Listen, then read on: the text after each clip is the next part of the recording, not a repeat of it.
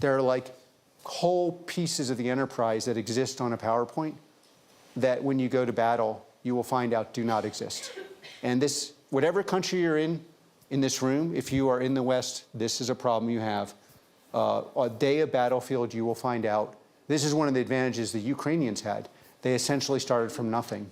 And so you didn't have to rediscover that your enterprise didn't work. So like the point I'm making with this exegesis is one of the most important things Palantir's done on the battlefield is be able to make up for the fact that half your enterprise doesn't even work on the battlefield. I think there's a lot of discussions like, are we in an AI bubble? What is the meaning of the bubble? Well, it's like, I think if anything, we're just in a lag where there's a lot of AI, some of it works. Well, so insurance underwriting, the way it works is the best case scenario. You have the best and worst case scenario. Best case scenario, CEO is mathematically inclined. Even though they may not know nothing about product, they can impute a product working by looking at the math. And then we probably need to train 5 or 6 people on there. In the beginning, we do all of it.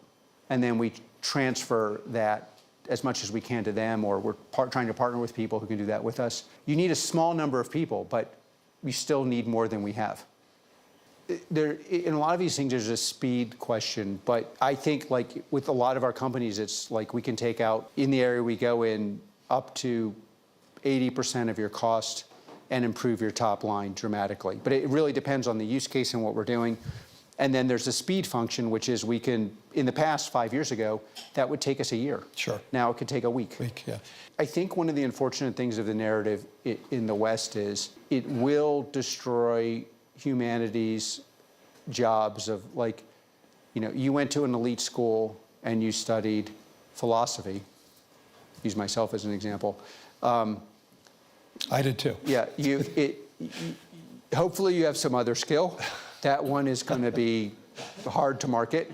It was always hard to market. It was hard to market, very hard. It was a good education. A very, very strong education. If you can get a job, you might keep it. But that's what I always thought. It was like, if I finally get a job, I'll probably keep it and do well, but I'm not sure who's going to give me my first job. But like technicians, yeah. If you're a vocational technician, or we're building batteries for a battery company, and the people who are doing it in America are doing roughly the same job that Japanese engineers are doing, and they went to high school. And now they're very valuable, if not irreplaceable, because we can make them into something different than what they were very rapidly. And those jobs are going to become more valuable. I mean, not to diverge into my usual political screeds, but will be more than enough jobs for the citizens of your nation, especially those with vocational training. I do think these trends really do make it hard to imagine why we should have large-scale immigration unless you have a very specialized skill. Well, I think the obvious first imbalance is it seems like America and China understand versions of making this work, and they're different.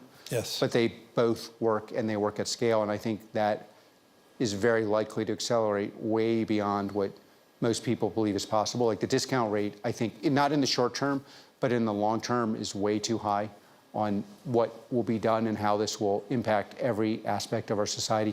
And I would say, especially on military, and then I tend to be a realist, and I think, you have wide divergences. It's going to be hard to have the kind of discussions people want to have where two countries are, and with maybe a third following of Russia because they're so good at fighting. I still view myself as a card-carrying progressive, and I think it's the single most important thing a progressive could do is go around and say, yeah, but the revolution that's coming is going to expose the actual market value of what you're doing, whether we want it or not.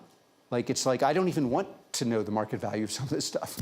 But it is over a relative rapid period of time, so next 3 years, you're just going to get market value. And the best thing you can do if you are in a community, whether that is a large community like Germany or a large community, larger like America, and you really care for the people you're representing, is to say, yeah, but